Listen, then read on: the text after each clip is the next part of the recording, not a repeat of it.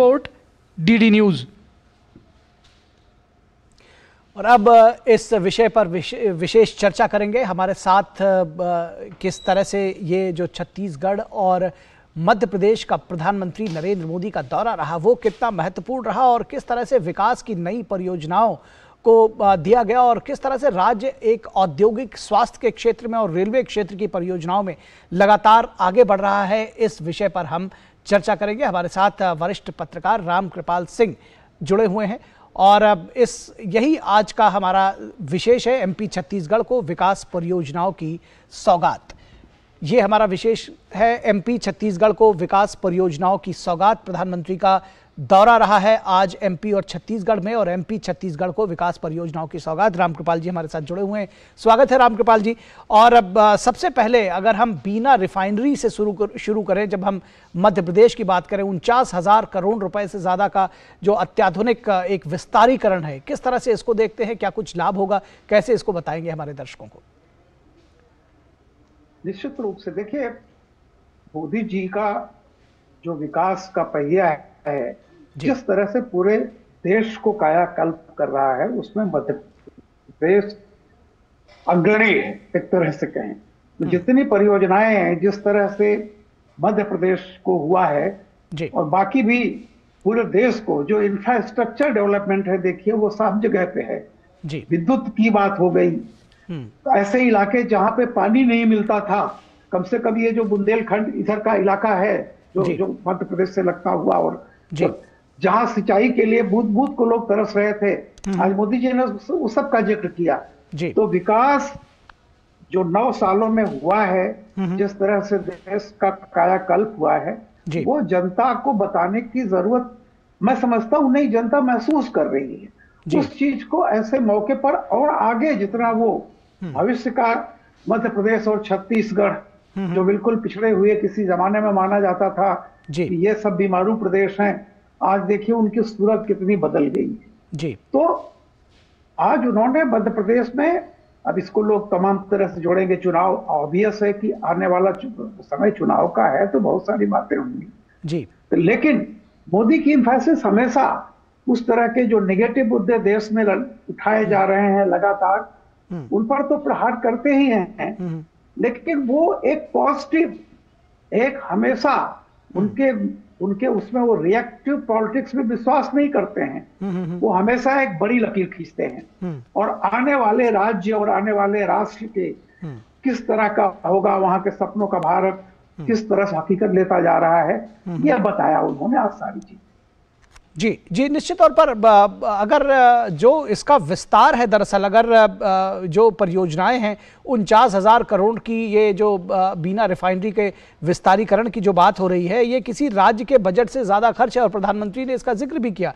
तो जो आपने ढांचागत परियोजनाओं की बात कही, जिस तरह से एक कदम आगे बढ़े और छत्तीसगढ़ की बात करें, छत्तीसगढ़ में तमाम रेल परियोजनाएं रही, जो कोयला खदानें हैं, वहां तक किस तरह से बेहतर ट्रांसपोर्टेशन हो, एनटीपीसी के प्लांट्स तक किस तरह से ट्रांसपोर्टेशन हो, वो सारी जो रेल लाइनों का जो विस्तार किया गया है, उनका एक मकसद ये भी है। किस तरह से देखते हैं कि ये जो विस्तारीकरण हो रहा है, इसके जरिए एक जो औद्योगिकरण है उसको भी बहुत तेज गति मिलेगी, चाहे वो बात छत्तीसगढ़ की हो या फिर मध्य प्रदेश की?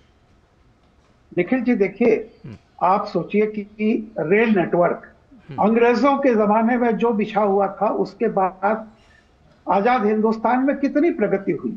अगर उस सारी प्रगति को आप जोड़ लें और पिछले 9 साल की प्रगति को आप जोड़ लें, सिर्फ रेलवे ही नहीं, हाईवेज देखिए आप, इवन एनर्जी के क्षेत्र में आप सोचिए कि एक तो जो हमारा इंफ्रास्ट्रक्चर है, जो हमारे ऑलरेडी हमारे पास जो संसाधन है, उनका भरपूर दोहन नहीं अगर किया गया था, तो पर्यावरण का ख्याल रखते हुए पहले बात तो यह है कि उन तक पहुंचना, जो हमारे रिसोर्सेस हैं, जो हमारे पास रॉ मटेरियल है, वहां तक किस तरह से उसका विकास किया जाए, ये ध्यान में रखते हुए। और देखिए आगे जो मोदी जी ने इतना काम किया कि आप सोचिए, सोलार एनर्जी में विश्व के उस पर उन्होंने एक तरह से नेतृत्व किया और आज पूरी दुनिया मान रही है कि भारत जितनी तेजी से अभी कार्बन न्यूट्रल होने का जो हमने सब वो वो 2070 तक का जो लक्ष्य रखा है जी उसकी दिशा में हम कितना आगे बढ़ रहे हैं हर चीज को। तो आप देखिए कि कितना बदलता हुआ रेल नेटवर्क को पूरी तरह से चेंज कर दिया। जी अभी देखिए जो ये हमारी नई ट्रेन चली हुई है वंदे भारत, अब आप सोच सकते हैं आने वाले समय में पूरी की पूरी भारतीय रेल का कायाकल्प हो जाएगा और वो अतीत की बात हो जाएगी जो अभी तक हम जिस तरह की रेलें देख रहे थे। समय लगेगा, लेकिन मोदी जी हमेशा जहां भी जाते हैं विकास की एक नई, जैसे यही आपने ऊर्जा वाले क्षेत्र की बात की। अब देखिए जितने करोड़ रुपए वो मतलब खर्च करने जा रहे हैं, आप सोच सकते हैं कि जब ये पूरा होगा तो किस तरह से कायाकल्प होगा। तो चाहे वो नदियों का डैम बनाने की बात, जिस तरह से बिहार खुद गुजरात में कितनी लंबी लड़ाई के बाद आखिर में उस सक्सेस हुए, ऐसे ही देखिए बुंदेलखंड ये इस तरफ का जो डैम बनाया जिसको 29 साल पहले जो कुछ भी उसका सैंक्शन हुआ था कुछ काम ही नहीं हुआ था। तो अच्छा, बुंदेलखंड का जिक्र आपने एक बार फिर से किया। दरअसल पीएम ने भी इसका जिक्र किया और कहा कि डबल इंजन की सरकार, जिसको वो बार बार जिसका जिक्र करते रहते हैं, उनका डबल इंजन की सरकार ने बुंदेलखंड में किस तरह से जो सिंचाई परियोजनाएं हैं उस पर कितना बेहतर, कितना शानदार काम किया है। कितना परिवर्तन आप देखते हैं, कितना जो आपने कहा ना कि आम लोग इसको महसूस कर रहे हैं, कितना आम लोगों तक उतरी है ये परियोजनाएं? देखिए 3 तरह के क्षेत्र होते हैं। एक तो जिनको प्रकृति ने ऑलरेडी सिंचित रखा हुआ है, दूसरे वो होते हैं मिक्स्ड होते हैं जहां पे बारिश हो गई, मानसून अगर समय से आ गया होता है। तीसरे वो क्षेत्र थे जो पानी को तरसते थे, जहां सिंचाई तो दूर पेयजल का संकट था। तो बुंदेलखंड का इलाका ये सूखे के लिए मशहूर इलाका था। तो ये मैं कह रहा हूं कि आप देखिए मोदी जी का काम क्या है। उनका सबसे बड़ा चीज होता है कि जो गांधी जी कहते थे, जिस अनटू दिस लास्ट, यानी जिसे सबसे ज्यादा जरूरत है शुरुआत वहां से करो। सबको कुछ न कुछ मिल रहा है। और एक देखिए, एक हाईवे जब बनता है तो एक राज्य को ही नहीं मिलता, पूरे देश के कई राज्यों को उसका लाभ मिलता है। नदी पर अगर कोई डैम बन रहा है तो सिर्फ उससे एक क्षेत्र का विकास नहीं होता है, एक राज्य का, उससे कई राज्यों का विकास होता है। तो मोदी जी हमेशा ऐसी परियोजनाएं लेके आते हैं, उनके दिमाग में राष्ट्र प्रथम होता है और राज्य का भला ऑब्वियस है। तो वो किसी संकुचित दायरे में इन चीजों को नहीं देखते। इसलिए आज उन्होंने बुंदेलखंड का जो जिक्र किया था, वाकई अब आप सोच सकते हैं कि जिनके बारे में, जिस क्षेत्र के बारे में कोई इस चुनौती को स्वीकार नहीं करता था कि कभी बुंदेलखंड में यह हालत हो जाएगी, घर से नल मतलब घर तक नल से जल पहुंचेगा। तो ये चुनौतियां जो है मोदी जी को जो स्वीकार करते हैं और उसको इंप्लीमेंट भी करते हैं और फिर जनता को बताते हैं कि देखो मैंने ये कर दिया और आगे आने वाले समय का हमारा जो प्रोजेक्ट है ये चीजें। अच्छा, जो तमाम आधारभूत अवसंरचना का विकास हो, जो इंफ्रास्ट्रक्चर डेवलपमेंट की बात जो हो रही है, उसका कई बार होता है कि कुछ वर्षों में उसके नतीजे मिलते हैं, लेकिन जो कल्याणकारी योजनाएं हैं, जो आम लोगों तक की जीवन से परेशानियों को खत्म करने की बात है, उसमें भी प्रधानमंत्री मोदी की अगुवाई में केंद्र सरकार लगातार काम कर रही है। और आज जो सिकल सेल एनीमिया, आपने देखा होगा कि जो मध्य प्रदेश और छत्तीसगढ़ के तमाम इलाके हैं, आदिवासी इलाके, जहां पर ये बेहद ये जो बीमारी है बहुत जिसको कहते हैं कि बड़ा उसका डेडली इफेक्ट कई बार रहता है, और आपने खुद इसको देखा होगा। ऐसे में सिकल सेल जो काउंसलिंग कार्ड बांटे गए, कितना महत्वपूर्ण आप इसको समझते हैं उन इलाकों में, विशेष तौर पर जहां तक डॉक्टर्स की पहुंच नहीं थी, जहां तक तमाम आपने भी देखा होगा कि बच्चे ब्लीडिंग की वजह से मर जाते थे? नहीं, बिल्कुल। देखिए, मैं वही कह रहा हूं कि बेसिक बुनियादी चीजें क्या, जैसे मोदी जी ने आज कहा, उन्होंने ये कहा कि देखिए खाने के लिए जो मजदूर सिर्फ इसलिए मेहनत करता था दिन भर कि शाम को वो 2 रोटी का जुगाड़ कर सके, उन्होंने कहा कि मैंने ये समस्या से मुक्त कर दिया है।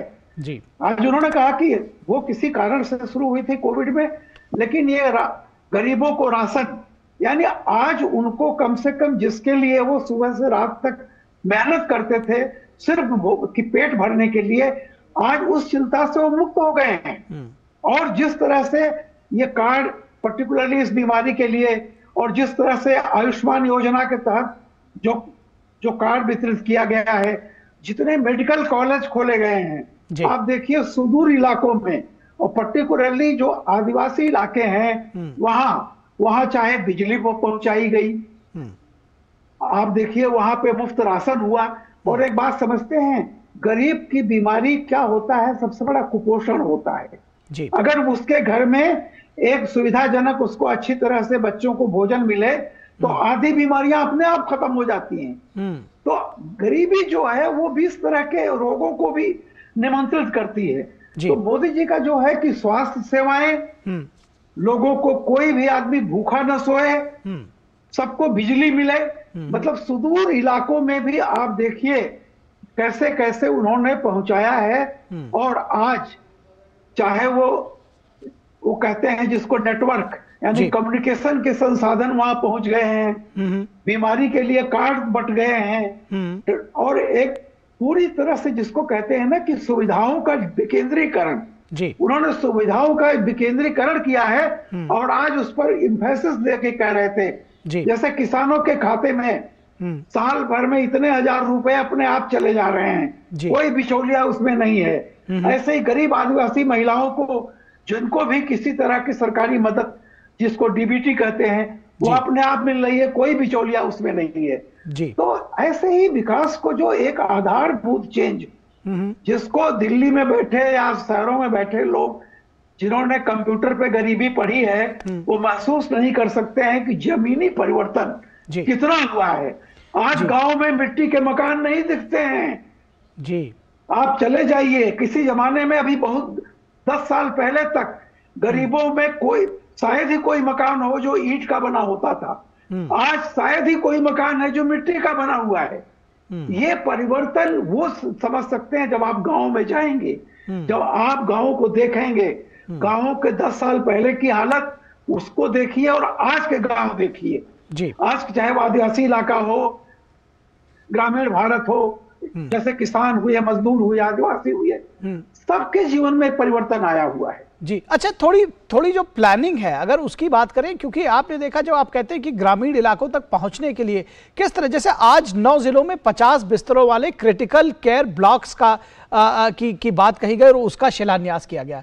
इसको किस तरह से समझाएंगे हमारे दर्शकों को कि 50 बिस्तरों वाले, यानी कि ऐसा नहीं है कि कोई 500 बिस्तरों का बड़ा अस्पताल खोला जा रहा है, लेकिन जगह जगह किस तरह से, और वो 9 जगहों पर होगा, एक सीरीज पूरी चलाने की कोशिश की जा रही है। इसको भी समझने की जरूरत है। नहीं, बिल्कुल निखिल जी, देखिए मैं इसमें एक बात कह रहा हूं कि दीर्घकालिक नीतियां क्यों बनाई जाती हैं कि जो भी कोई चीज आप बनाते हैं, कोई भी आप डैम बनाने चाहेंगे तो जाहिर सी बात है कि उसमें 10 साल 15 साल लगेंगे, है ना। उनके रिजल्ट बहुत दूर से मिलते हैं। राशन आप दे सकते थे, वो कर दिया।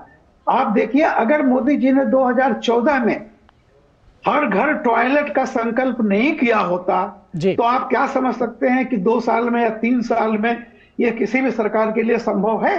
अगर उन्होंने गरीब का खाता, जिसको इंदिरा गांधी ने 1971 में कहा था, बैंकों का राष्ट्रीयकरण गरीब के लिए किया था, वो लेकिन गरीब का खाता नहीं खुल पाया इतने सालों में मोदी जी ने।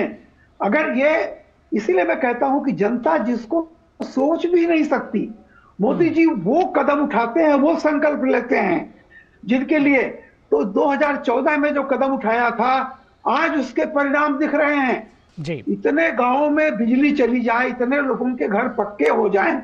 आप जानते हैं एक मकान बनाता है आदमी 2-2 साल, 4-4 साल लग जाते हैं अपना मकान बनाने में। पूरे हिंदुस्तान में यह मोदी ने संकल्प किया कि कोई भी बिना छत के नहीं रहेगा इस देश का आदमी। तो ये जो बड़े बड़े दीर्घकालीन सब उनके संकल्प हैं, वो शुरू से ही तमाम परियोजनाओं को देखते रहे हैं। जो अधूरी परियोजनाएं पिछले सरकारों के दौर में लटकी हुई थी, उनको भी उन्होंने पूरा किया और तब इसकी घोषणा करते हैं जब पूरा हो जाती हैं। तमाम लोगों को तब मालूम पड़ता है कि हाँ ये पूरी हो गई है। तो इसलिए जैसे आप यही कह रहे हैं कि आज जो मैं कहता हूं कि जो काम 6 महीने में हो, आप गरीब के यहाँ पर भी आप स्वास्थ्य सुविधाएं पहुंचाइए। सबसे बड़ी चीज है, पहले उसको ये हालत में लाइए कि वो खा सके, उसे भूख की समस्या न रहे, फिर उसके न्यूट्रिशन पर ध्यान दीजिए, फिर उसके घर को पक्का कीजिए, बिजली लाइए। ऐसा ही होता है जैसे किसी बीमार आदमी को पहले आप दवा से इलाज करेंगे, उसके बाद उसको एक्सरसाइज करने और स्वस्थ होने के लिए बताएंगे। तो जिस क्रम में मोदी जी ने किया है वो बहुत बड़ा चैलेंज था। और मैं समझता हूं कि जो मोदी जी कह रहे हैं कि अगले 5 सालों के भीतर भारत दुनिया की तीसरी सबसे बड़ी अर्थव्यवस्था बनेगा। और आपने देखा है अभी विश्व वर्ल्ड बैंक के आंकड़े जो आए हैं IMF के, कि जितनी तेजी से भारत में गरीबी दूर हो रही है, यानी जितनी तेजी से गरीब आदमी गरीबी रेखा को पार करके आ रहा है, वो इन्हीं तमाम दीर्घकालिक लक्ष्यों का आज नतीजा है। जी निश्चित तौर पर। और जिस तरह से पंक्ति में खड़े आखिरी आदमी तक योजनाओं का लाभ पहुंचाने की बात होती, यही वजह है ये जो क्रिटिकल केयर वार्ड्स खोले जा रहे हैं, क्रिटिकल केयर ब्लॉक खोले जा रहे हैं छोटे छोटे जगहों पर। और फिर चाहे वो सिकल सेल के जो कार्ड्स हैं, काउंसलिंग कार्ड्स हैं, वो आखिरी आदमी तक, जो आदिवासी है, जो किसी बहुत सुदूर गांव में रहता है, उस तक भी वो पहुंच सके, इस बात को सुनिश्चित किया गया। और शायद यही इस योजना की खासियत है। बहुत शुक्रिया रामकृपाल जी इस तमाम बातचीत और जानकारी के लिए। और यहाँ रुके।